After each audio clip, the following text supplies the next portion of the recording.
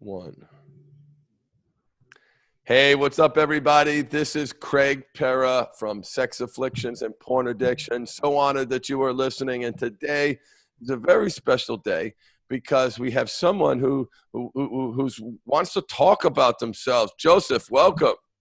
Thank you. Yeah, happy to be here and happy to talk about everything that I've learned by going on this journey and, just the ways it's impacting my life.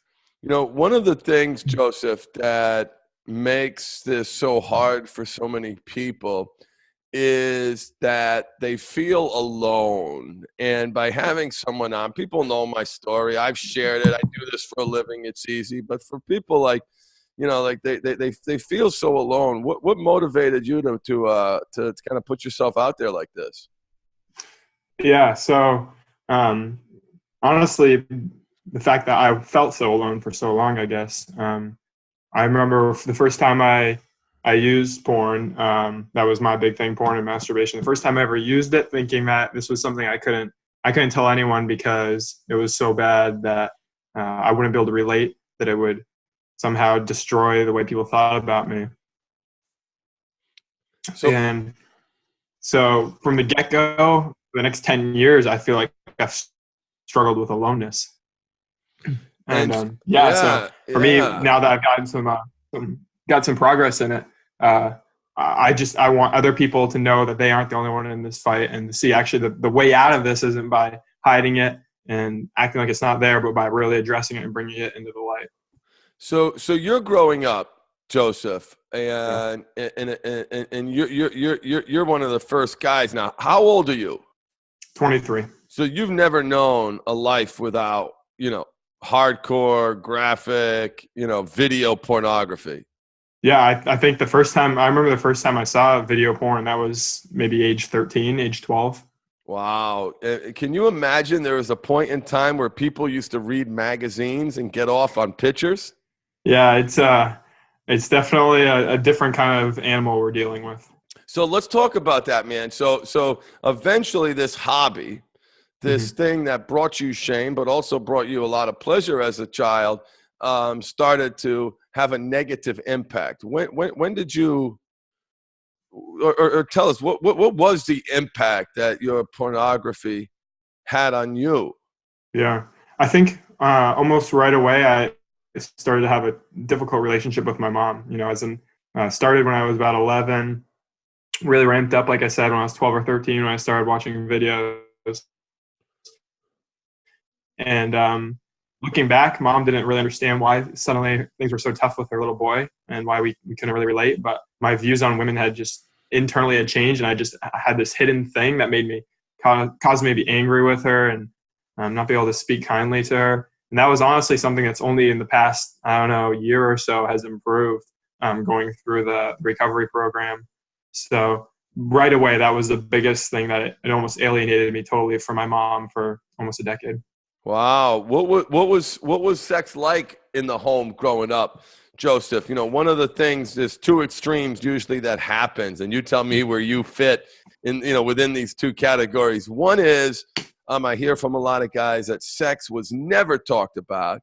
And the other end of the spectrum is sex was dripping with fire and brimstone and shame and an active shame that was put upon them, taught to them. What was it like for you?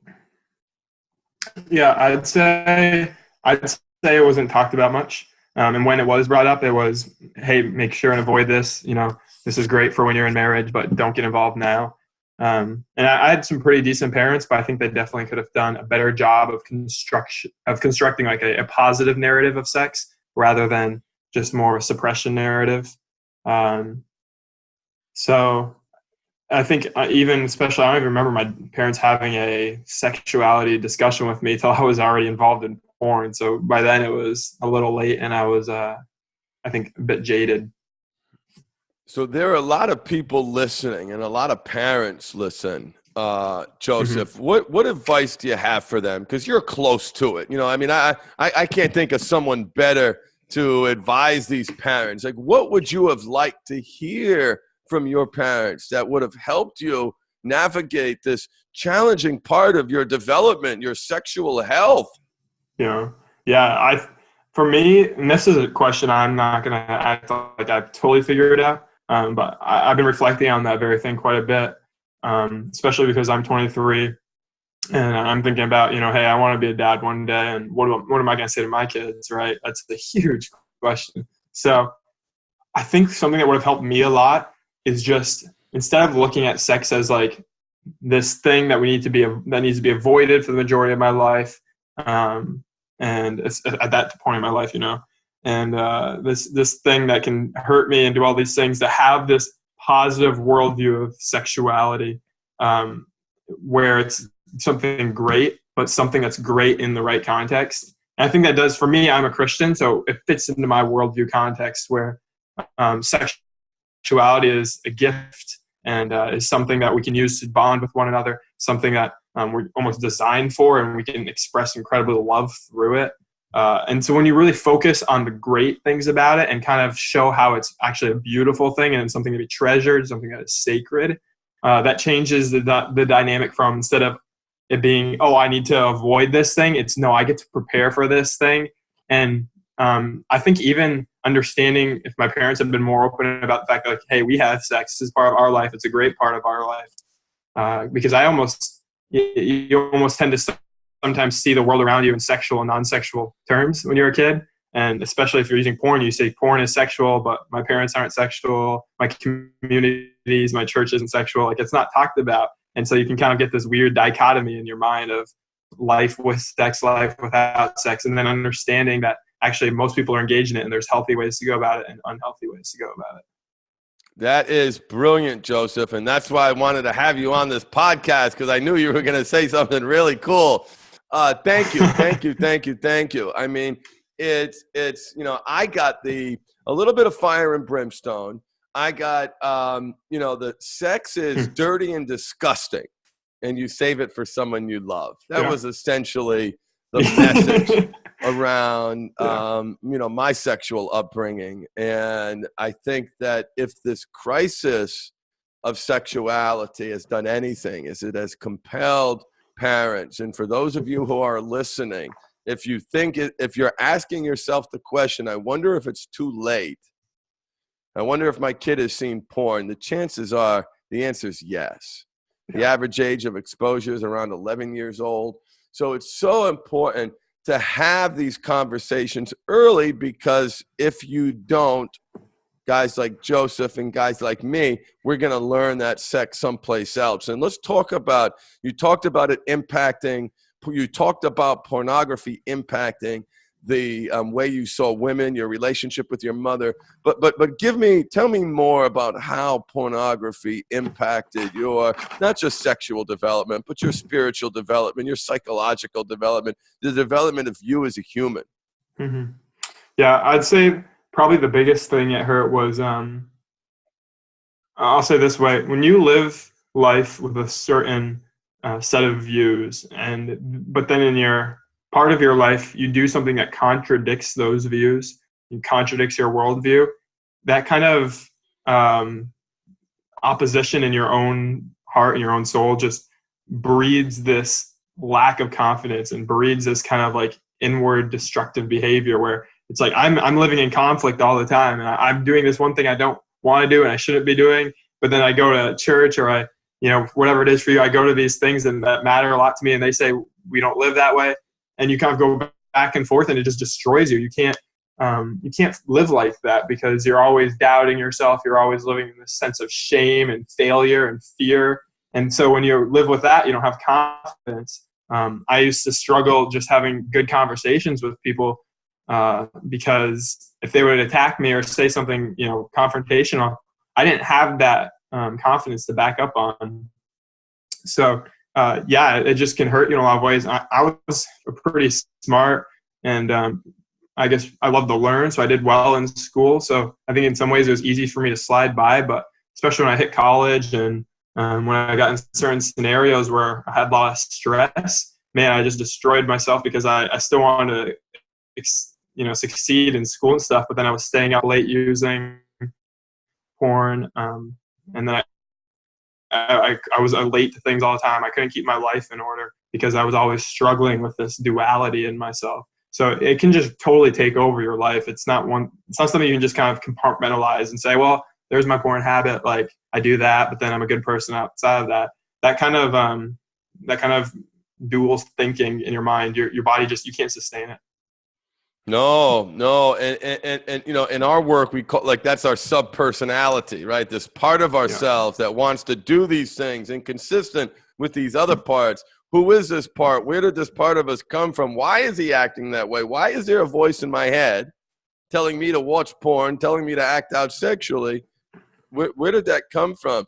Now, what did you do? You finally came to a place in your life, Joseph, where you said, enough is enough. I can't live this dual life anymore.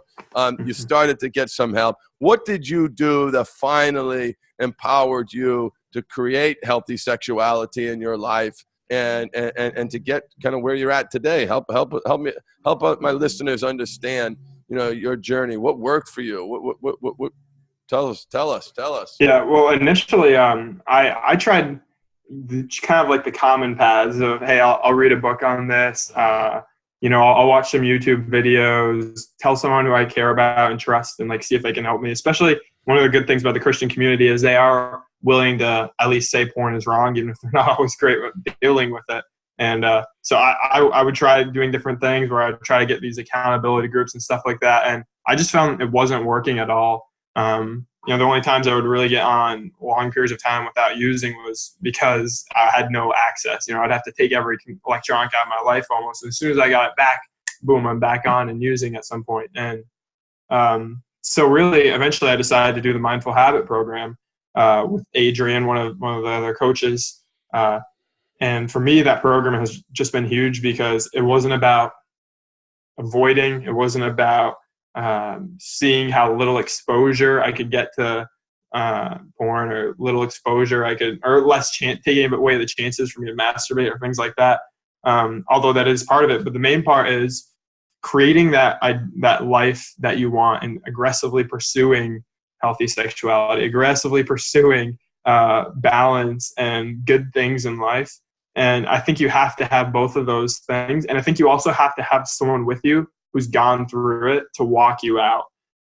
Because I know for me, I'd go to different people and be like, hey, I'm struggling with this. And they didn't know what to do because maybe they hadn't gone through it, or frankly, now that I look back, they were probably using too, a lot of them. Yeah, I'm sure. So you need to have someone there who's been through it and who can be real with you. And I'm not going to say I'm perfect now, but where I'm at now compared to where I used to be is miles apart because of this program, because of habits I developed. And I'm at the place too where it's like, you know what, even if I was to use porn tomorrow and have a relapse, that wouldn't keep me down, because I know the habits I can put in place. I know how to address this. I know how to look inside myself and say, hey, what's going on that I'm seeking out porn? Why am I doing these things? So yeah, that made a big difference. Yeah. Oh, listen, man, that makes me feel so good. Adrian's awesome. One of the biggest challenges that my Christian men face is they've got this punishment mentality where they fall down, they slip, and then there's this kind of belief system that gets ingrained in them that they've got to punish themselves, and then eventually they realize that punishing themselves only makes things worse, only keeps them in that low place lower. And there's this kind of like almost awakening when, you know, I remember being on the call with some guy and he's like, wait, Craig, wait. So I'm supposed to like screw up and then forgive myself, because what would Jesus do, by the way? Forgive myself, right? Because it's not, the whole tenet of the faith isn't based around forgiveness, guys. Forgiveness. Sorry, I didn't write the book. You're reading it. Forgiveness. Like everyone forgets that chapter. Well, because it really represents the shame. And then so I fall down, Craig, and then I'm supposed to just get back up. Oh my gosh, it's almost like these light bulbs go off. So how did you reconcile that? Wait a minute, this slip doesn't have to define me. This doesn't have to send me back. There's no such thing as back to square one. What did I forget? Everything I learned? Tell me about how that impacted your growth and development, changing that belief system. Yeah, well, initially when I did the program with Adrian, you know, that was the attitude he took. Hey, you messed up, fine, move on. And I was at the place when I entered this program where I was like, I'm going to try anything that he tells me to do because I just want to see some change. So when he said that, I kind of tried to I think as Christians, we don't have to ever let go of our beliefs, but there's a sense in which you can bracket them out and say, all right, I'm just going to listen to him and kind of block out what my preconceptions are, block out my preconceived notions, and just go with what he tells me to do. So initially I was just like, you know what, I'm going to be teachable. If Adrian tells me to not worry about it, I'm not going to worry about it. But it doesn't feel right, right? It didn't feel right, right? The Bible for those, right? Well, at first I was okay with it because I just made that choice. Got it. Even using the power of choice kind of thing. I'm just going to block this out. But eventually, like you said, I did struggle with that, and so I went to the Bible and I said, "Hey, let's read it. Let's read this book with this in mind."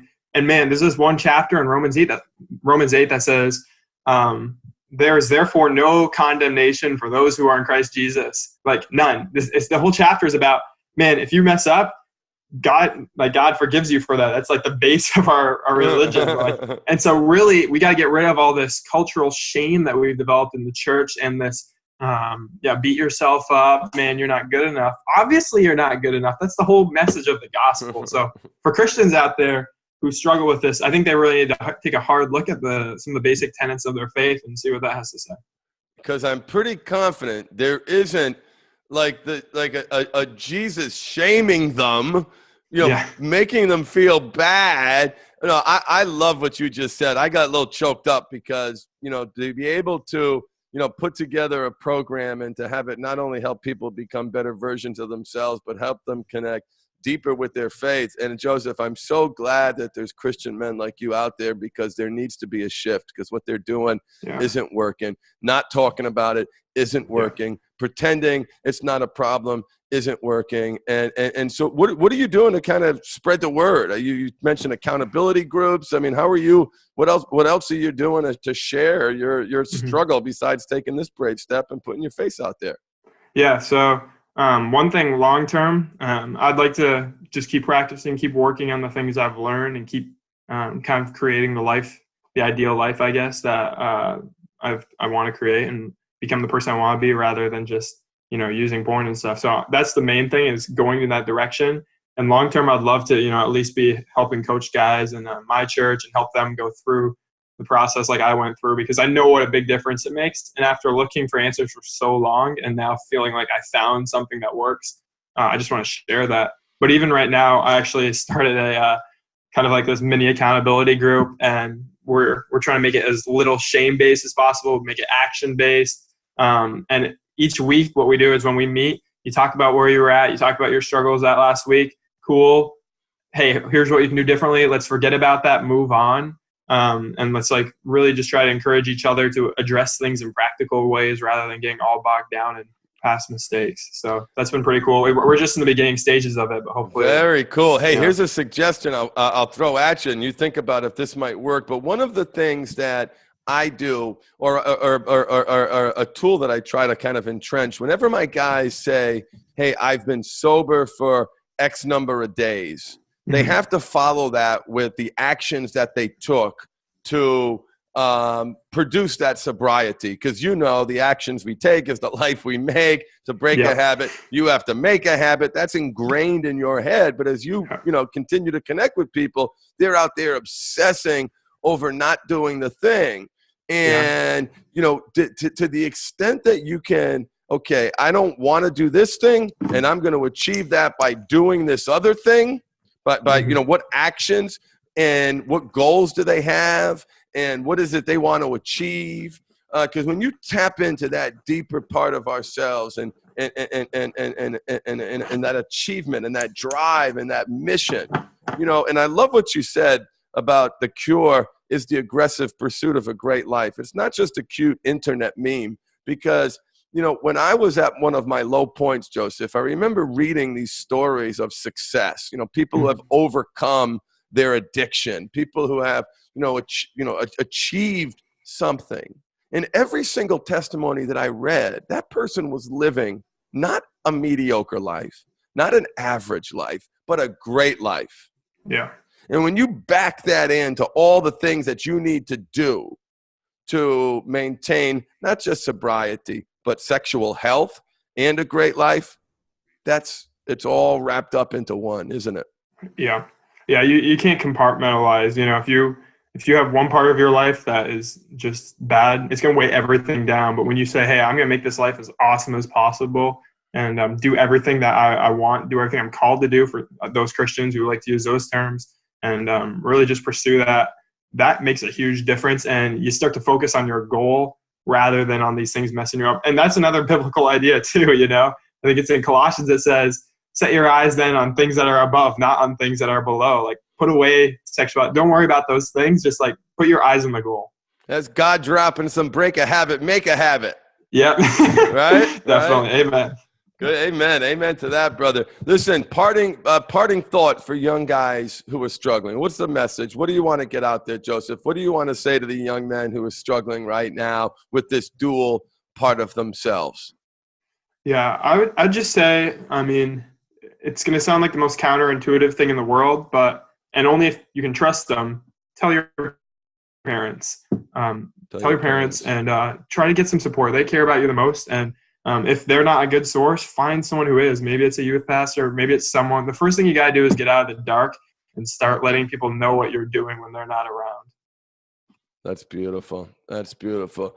Hey, guys, listen, this is so awesome. I love having people on the show. I want to thank you, Joseph, for being part of this community. I look forward to having you back. I want to see all the great things that you're doing. Thank you so much for appearing. And guys who are listening, you need to focus on what it is that you want to accomplish. So if you hold your spiritual beliefs close to your heart, then you get to deepen your relationship with God as you move forward. But you got to live it. You can't just say it. The actions you take is the life you make, and life is way too short to suck, my friends. So embrace your power of choice. Thank you guys for listening. Thank you, Joseph, for being here, and catch all you guys next week. Bye-bye.